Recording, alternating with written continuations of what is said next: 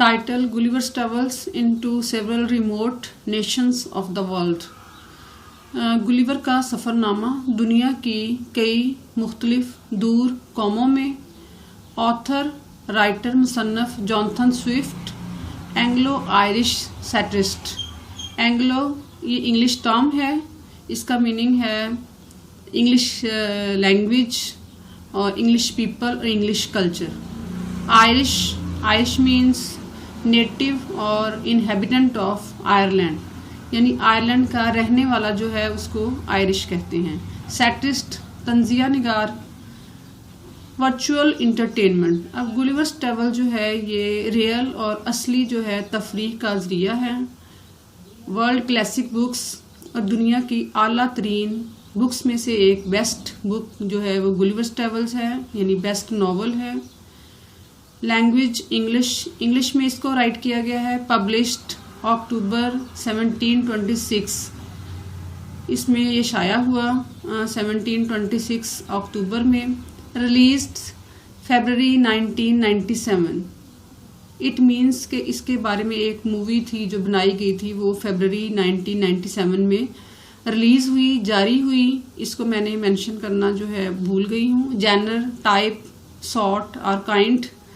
किस्म या सिन्फ को कहते हैं स्टाइल एंड फैंटेसी, यानी तंज और तखयलाती दुनिया. Theme Swift सैटिरिज़es foolish and evils, filth and disgust, conservatism and progress of humankind. Swift जो है वो तंज करता है फुलिस बेवकूफ़ियों एंड इवल्स और बुराइयों, फिल्द गंदगी, गलाजत एंड डिसगस्ट और नफरत, कंजर्वेटिज्म कदामत पसंदी एंड प्रोग्रेस और तरक्की ऑफ ह्यूमन काइंड इंसानियत की तरक्की, कदामत परस्ती या कदामत पसंदी, नफरत, गंदगी, गलाजत, बुराइयों और बेवकूफ़ियों के बारे में तंज करता है. ये इसका थीम, इसका मौजू है जिसके बारे में ये नावल जो है वो राइट किया गया है. Country England. ये इंग्लैंड से के बारे में इस पे मेंशन किया गया है, उसके बारे में इस पे स्टाइल किया गया है. Gulliver's travels is an adventure story. Gulliver के सफ़रनामे एक मुहिमजू कहानी है. It involves several voyages of लीमुअल Gulliver, और इसमें लीमुअल गुलिवर के कई बहरी सफ़र शामिल हैं. He goes to several unknown islands, और वो कई नामालूम जजीरों की तरफ जाता है. और वो जजीरे कौन से हैं? वो 4 वॉयजेस हैं, वो 4 बहरी सफ़र हैं उसके, और 4 आइलैंड्स की तरफ गुलिवर जो है उसका ट्रैवल करता है. वो फर्स्ट है टू लिलीपुट, बोनो का जजीरा. नंबर 2 टू ब्रॉबडिंगनैग, ये तवील कामत लोगों का जजीरा जिनके कायद देवों की तरह थे, जो जाइंट्स टाइप थे. नंबर 3 टू लापुटा, और ये एक फ्लाइंग आइलैंड है, उड़ने वाला जजीरा. नंबर 4 टू हुहिनहिम्स, ये अक्लमंद घोड़ों का जजीरा.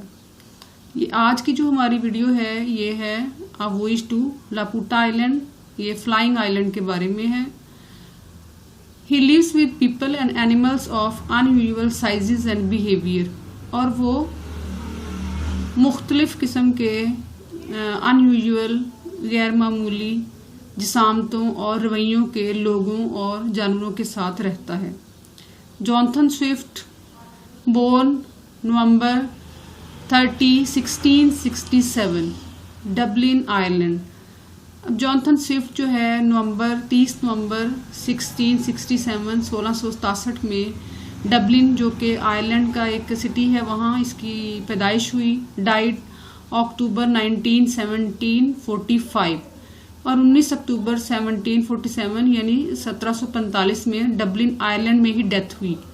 एजुकेशन उन्होंने कौन कौन से जो इंस्टीट्यूट्स है उनसे हासिल की, वो थे हार्टफोर्ड कॉलेज, ट्रिनिटी कॉलेज और किलकैनी कॉलेज. ये 3 कॉलेजेस थे जहाँ से उन्होंने अपनी एजुकेशन अचीव की थी. और इसके अलावा स्कूल जो था वो अननोन है, नामालूम है. He was an Anglo Irish author, assist, pros writer, poet and सैटिरिस्ट. अब वो एक एंग्लो इंग्लिश आयरिश ऑथर, यानी आयरलैंड का रहने वाला एक मुसन्नफ़, एसिस्ट, मजमून निगार, प्रोज राइटर, नसर लिखने वाला, पोइट, शायर एंड सैटिस्ट और तंजिया निगार था। He wrote many essays, pamphlet, poetry and a novel. और उसने कई मज़ामीन, रिसाले और शायरी और नॉवल लिखा। अब पैम्फलेट क्या है, यहाँ इसको मैंने मेंशन किया है, ये लीफलेट को कहते हैं, बुकलेट, गाइड। रिसाला मुख्तसर सा किताबचा या किताब, बिल्कुल छोटी सी, जो 4-5 पेजेस पे इंक्लूड हो, जिसमें सिर्फ 4-5 पेजेस जो हैं वो शामिल हों, उसको लीफलेट कहते हैं, बुकलेट कहते हैं, गाइड कहते हैं, और ये पम्फलेट है। तो इसने जॉनथन स्विफ्ट ने बहुत से एसेज और पम्फलेट, पोइट्री और नॉवल जो थे वो राइट किए थे। गुलिवर 10 रोज अपने घर में क्याम के बाद कैप्टन विलियम रॉबिन्सन के साथ बहरी सफ़र पर रवाना हुआ। इस सफ़र में इसकी पोस्ट सर्जन की थी। गुल जिस जहाज़ में सफ़र कर रहा था उसका नाम था होप वेल। जहाज़ फोर्ट एस्टी जॉर्ज पहुंचने के चंद रोज़ बाद जब टॉक्विन पहुंचा तो कैप्टन ने वहां चंद रोज़ क्याम करने का फैसला किया, क्योंकि ये गुल की ख्वाहिश थी। कैप्टन ने गुल के लिए एक कश्ती का इंतज़ाम किया ताकि गुल इस इलाके की सैर कर सके और अपनी ख्वाहिश की तकमील कर सके। सैर के तीसरे रोज़ एक तूफान आया और उसकी कश्ती दूर निकल गई। 10वें दिन बहरी कज़ाकों ने उस पर हमला किया और सब कुछ उससे छीन कर एक छोटी सी कश्ती में बिठाकर समंदर में छोड़ दिया। 5 दिन बाद इसकी कश्ती एक जजीरे से टकराई और वो वहां पर उतर गया। वो बेहद थका हुआ था और इंतहाई परेशानी के आलम में अपने अंजाम के बारे में सोच रहा था कि अब इसके साथ क्या होने वाला है। उसने देखा कि इस जजीरे पर जहां वो खड़ा है उसके ऊपर भी एक जजीरा है जो 2-3 मील ऊपर है और वो जजीरा हवा में मुअल्लक है। उसने लोगों को इस जजीरे पर चलते फिरते देखा। अचानक ऊपर से एक जंजीर नीचे गिरी जिसके साथ एक सीट लगी हुई थी। गुल इसमें सवार हो गया और इसे ऊपर उठा लिया गया और जब वो ऊपर पहुंचा तो वो उनकी जुबान और वो लोग इसकी जुबान से नावाकिफ थे, यानी कि एक दूसरे की जुबान को वो नहीं जानते थे। और इस जजीरे के लोग इसके इर्द गिर्द इकट्ठे हो गए जैसे कि वो अजूबा हो। इनके चेहरे नहायत अजीबोगरीब किस्म के थे और वो वहाँ के लोगों का हाल देख रहा था कि वो उसको इतना घूर घूर कर क्यों देख रहे हैं। और वहाँ के लोगों का इंटरेस्ट जो था वो अदादोशुमार में था और वो इन्हीं के ख्यालात में खोए रहते थे और वो अपने खाने को भी ज्योमेट्री की उश्काल में काटते थे, यानी उनके खानों की शक्लें भी ज्योमेट्रिकल की थी और डिशों को मौसीकी के आलात की शक्ल का बनाया गया था और चपातियाँ उनकी तकोन, मुस्ततील, मुरब्बा और मखरूती शक्ल की थी। जब गुल ने उनकी ज़ुबान सीखी तो इसे मालूम हुआ कि इस जजीरे का नाम उड़ता हुआ जजीरा है, यानी फ्लाइंग आइलैंड, जिसे इंग्लिश में लापूटा कहते हैं। वहाँ के जो दर्जी थे जब वो लोगों का लिबास तैयार करते तो इसकी मेजरमेंट करने के लिए पैमाने और प्रकार का कागज़ पर इस्तेमाल करते थे। इस जजीरे के लोगों को सिर्फ और सिर्फ रियाजी और मौसीकी से लगाव था। इजराम फलकी की हरकत के बाइस बेचैन रहते थे और मुख्तलिफ किस्म की तोहमात यानी सुपरस्टिशंस का शिकार थे। اور جس کے باعث وہ رات رات بھر سو نہیں سکتے تھے، یعنی اجرام فلکی کی حرکات کی وجہ سے اور تہمات کی وجہ سے ان کو رات رات بھر نیند نہیں آتی تھی، اور اس وجہ سے ان کی بیویاں دوسرے مردوں میں دلچسپی لینے لگتی تھیں۔ یہ جزیرہ ایک بڑے مقناطیس یعنی میگنٹ اور بے حد بڑے پتھر کی مدد سے حرکت کرتا تھا، اور وہاں غار اور روشنی کا بھی انتظام تھا۔ یہ جزیرہ بادشاہ کی اجازت کے بغیر اس کی سلطنت سے باہر نہیں جا سکتا تھا۔ اس جزیرے کے ماہرین فلکیات نے 10,000 ستارے اور 2 سیٹلائٹ دریافت کیے تھے اور 93 شہاب ثاقب کا مشاہدہ کیا تھا۔ بادشاہ ہر قسم کا فیصلہ کرنے کا اختیار رکھتا تھا، لیکن وزیر اپنے مفادات کی وجہ سے اسے اس کام سے باز رکھتے تھے۔ اس جزیرے کے بادشاہ اور لوگوں نے اس کے ساتھ بے حد اچھا سلوک کیا اور گل کو بہت سے تحفے تحائف دے کر روانہ کیا، اور جب وہ وہاں سے روانہ ہوا تو وہ لگاڈو پہنچا۔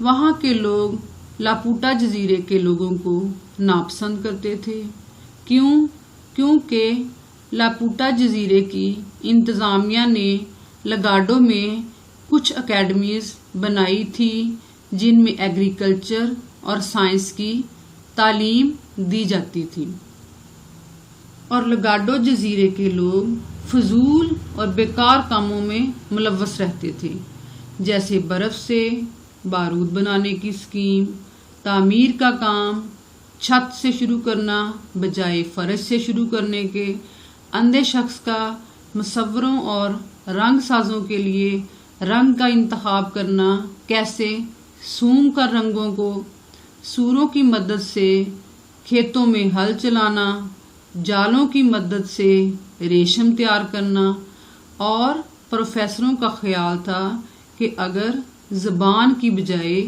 یعنی جو ان کی لینگویج تھی، اس کی بجائے اصل چیزیں یعنی جو ریئل چیزیں تھیں ان کو پریکٹیکلی اگر استعمال کیا جائے اور ریاضی کے اصولوں کی ٹیبلٹس یعنی گولیاں بنا کر اگر اسٹوڈنٹس کو خالی پیٹ کھلا دی جائیں تو اس سے وہ زیادہ سے زیادہ ذہین ہوں گے، اور یہ ایک فضول کام تھا۔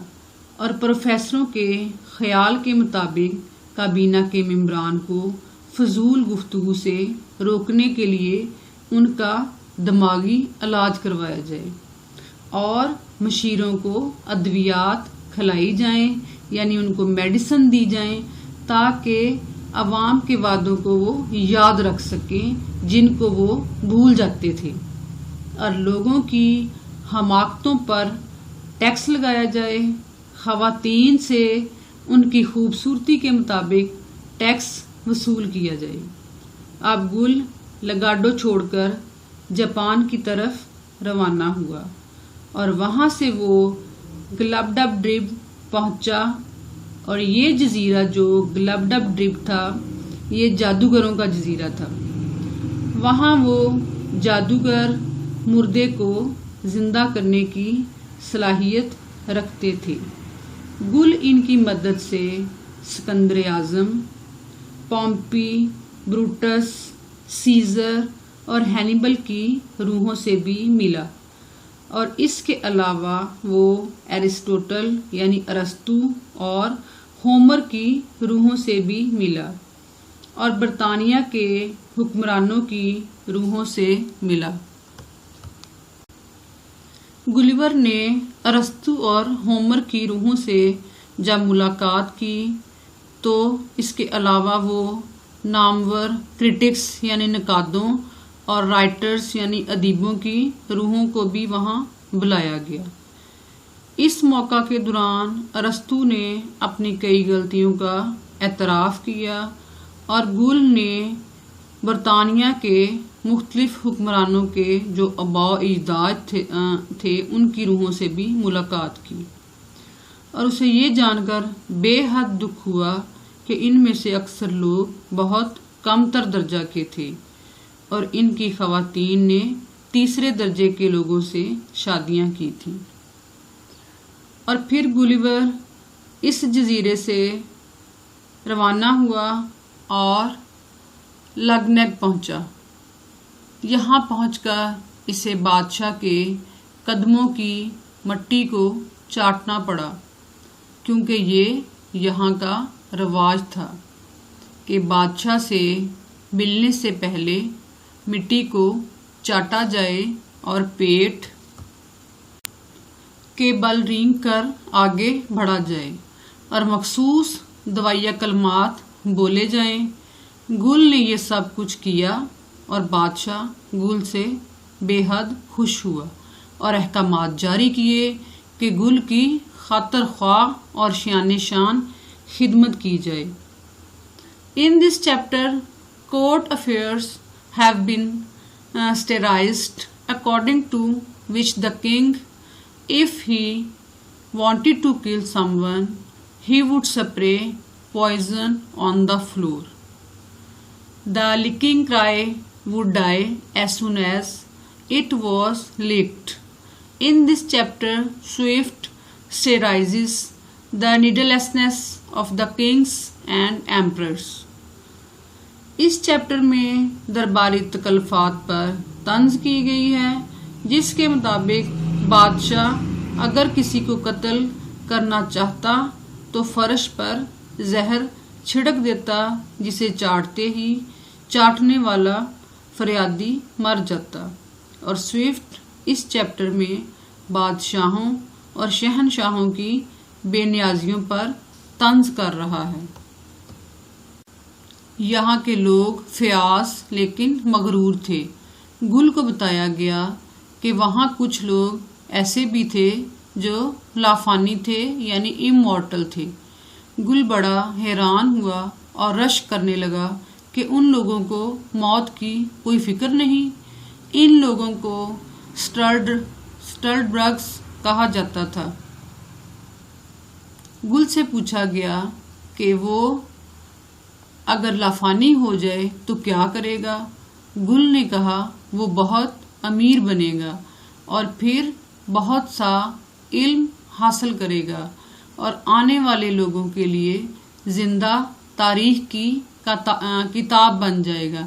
لیکن گل کو بتایا گیا کہ لافانی ہونے میں کتنی تکالیف ہیں، بلکہ لافانی لوگ تو موت کو ترستے ہیں۔ بڑھاپا اور کمزوری ان کے لیے بڑی تکالیف کا باعث تھی۔ وہ زندہ ہوتے ہوئے بھی مردوں کی طرح تھے۔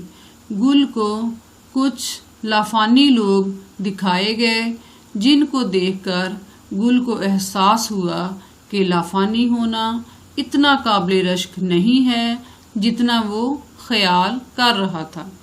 In this chapter, man's vain and useless wishes are sterilized.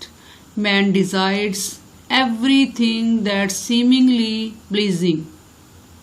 Us chapter میں انسان کی فضول قسم کی اور بیکار خواہشات پر طنز کیا گیا ہے، کرٹیسائز کیا گیا ہے کہ انسان ہر اس چیز کی خواہش کر بیٹھتا ہے جو ظاہری طور پر خوبصورت ہو، خوشنما ہو، لیکن اس کے لیے بہتر نہیں ہے یا بہتر نہ ہو۔ گلیور نے بادشاہ سے لگنگ سے جانے کی اجازت لی اور بادشاہ نے اسے کچھ زیورات دیے اور جاپان کے شہنشاہ کے نام ایک سفارشی رکا بھی لکھ دیا۔ گل 6 مئی 1709 کو جاپان کی بندرگاہ پر پہنچا۔ وہاں کے بادشاہ نے بھی گلیور سے بہت اچھا سلوک کیا اور اسے بہت سی مرات سے نوازا۔ گل نے انہیں غلط بیانی کرتے ہوئے بتایا کہ وہ ایک ڈچ ہے اور یورپ جانا چاہتا ہے۔ بادشاہ کی مدد سے گل 9 جون 1709 کو ناگاساکی پہنچا۔ وہاں سے ایک تکلیف دہ سفر کے بعد ایمبیونا کشتی پر سوار ہو کر ایمسٹرڈیم پہنچا. وہاں سے وہ ریڈرف پہنچا جہاں اس کے بیوی بچے اس کے منتظر تھے. In this chapter, different situations and events are described in a very realistic way, and various information about has also been provided. In addition to this, Swift tried to give a very real color to fantasy story by telling the date and year, etc. اس chapter میں مختلف قسم کے حالات و واقعات نہایت حقیقی انداز میں بیان کیے گئے ہیں اور جاپان کے بارے میں بھی مختلف قسم کی معلومات فراہم کی گئی ہیں. اس کے علاوہ تاریخ اور سن وغیرہ بتا کر سوئفٹ نے اس تصوراتی کہانی کو حد درجہ حقیقی رنگ دینے کی کوشش کی ہے. یہ ہمارا جو تھا A Voyage to Laputa island, اس کے تھے 1 to 11 چیپٹر. اس کو میں نے اسٹیپ بائی اسٹیپ 1 to 11 کو آپ لوگوں کے ساتھ ڈسکس کیا ہے ود کرٹیسزم، تنقیدی تبصرے کے ساتھ، اور آپ کو یہ ویڈیو پسند آئی ہوگی. اور اب میں آپ کو نیکسٹ بتاتی ہوں کہ آئرنی، سٹائر، ریڈیکول اور برلیسک، یہ ساری جو پیروڈی ہیں جو اس ناول میں رائٹر نے یوز کی ہیں، اس کو کس طریقے سے ڈیفائن کیا گیا ہے اور اس کے میننگز کیا ہیں. In part 3, Gulliver is not given a prominent role, but Swift makes use of him as an instrument of irony. اب جونتھن سوئفٹ نے پارٹ 3 میں یعنی A Voyage to Laputa island میں لیموئل گولیور کو ایک نمایاں کردار نہیں دیا ہے، بلکہ اس پارٹ میں جونتھن سوئفٹ جو ہے وہ لیموئل گولیور کو ایک تنزیہ آلے کے طور پہ استعمال کرتا ہے. فار ایگزامپل، مثال کے طور پہ یہاں میں اس کی اگزامپل دیتی ہوں آپ کو. When he enhances the effect of horrible surprise at the revelation of the Stradbruggs by describing his inexpressible delight.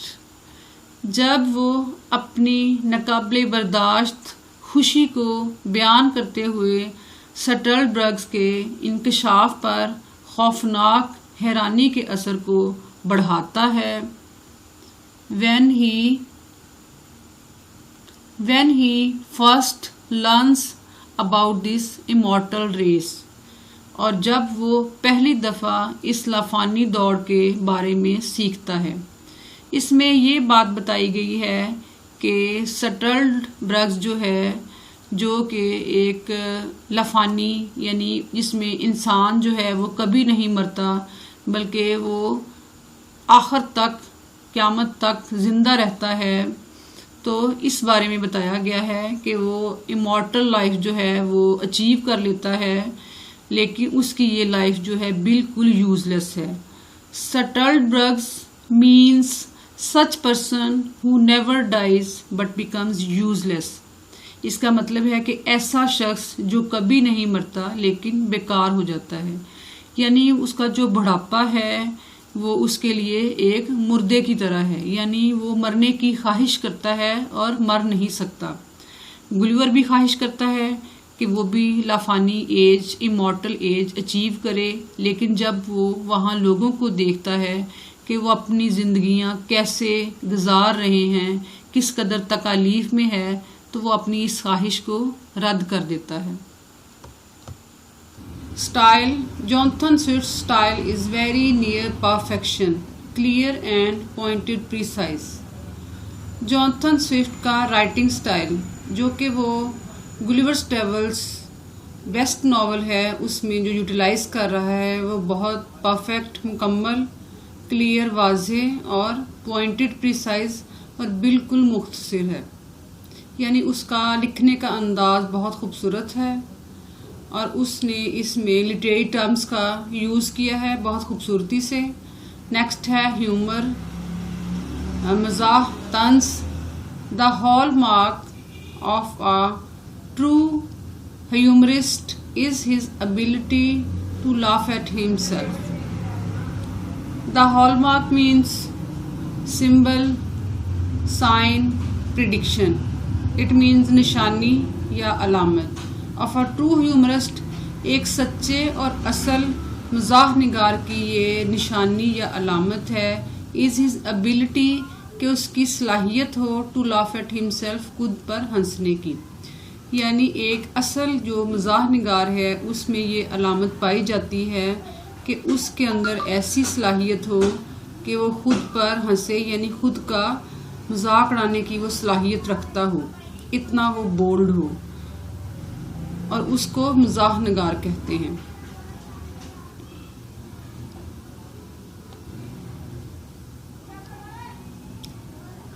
Style, vices and follies of human or individual are exposed by means of ridicule, irony, burlesque, parody and caricature.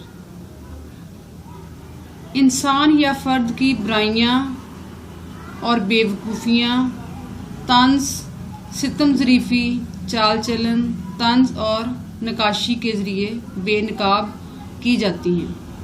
यहाँ voices का meaning है बुराइयाँ और police का बेवकूफ़ियाँ.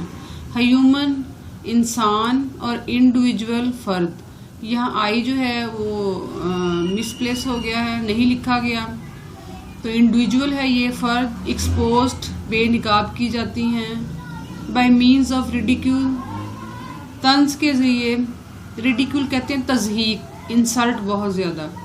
और irony, सितम ज़रीफ़ी, यानी जो कॉम्प्लीमेंट्स आपको दिए जाते हैं उसके अगर ऑपोजिट कॉम्प्लीमेंट्स दिए जाएं बैड वर्डिंग में तो उसको आयरनी कहते हैं. बर्लेस्क, चाल चलन, कि अगर आपके किसी अंदाज के बारे में कोई तंज़िया खाका तैयार किया जाए तो उसको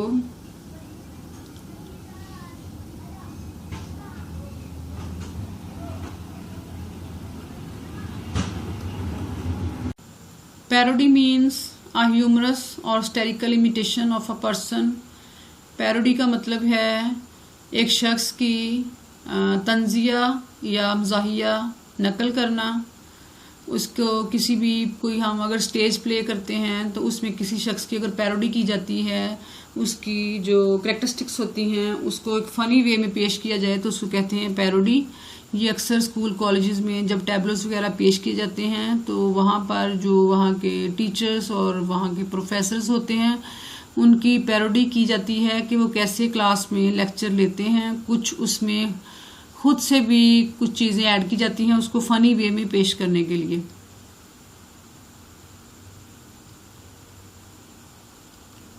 Caricature means to draw somebody's look in funny or foolish way because it exaggerates person's appearance. Caricature का मतलब है किसी भी शख्स की जो लुक है, शक्ल जो है, उसको फ़नी या बेवकूफ़ अंदाज में उसकी ड्राइंग करना, क्योंकि ये उस शख्स के हुलिये को बढ़ावा देता है. यानी वो चीज़ें उस शख्स में नहीं हैं लेकिन जब उसकी लुक उसको ड्रा करना है, उसके अपीयरेंस को, तो उसको बिल्कुल कार्टून वे में उसको ड्रॉ करना है तो उसको कहते हैं कैरिकेचर. ये अक्सर न्यूज़पेपर्स में जो प्राइम मिनिस्टर्स, प्रेसिडेंट्स, जो सेलिब्रिटीज़ होती हैं उनके कैरिकेचर्स जो हैं वो ड्रॉ किए होते हैं कार्टून वे में. तो उस पे ये भी एक बहुत ही फ़नी थिंग है, मज़ाहिया बात है, उनके बारे में नक्काशी की जाती है. इसके साथ ही हमारी ये जो वीडियो है third part uh voice to लापुटा, आज ये मैंने फुल इसका उर्दू ट्रांसलेशन, लिटरेरी टर्म्स और क्रिटिसिज्म के साथ इसको कंप्लीट किया है. आप इसको विदाउट स्किप किए देखिएगा, बहुत इंटरेस्टिंग है ये. और इसको लाइक करें, शेयर करें, सब्सक्राइब करें और अपना ढेर सारा ख्याल रखें. अल्लाह हाफिज़.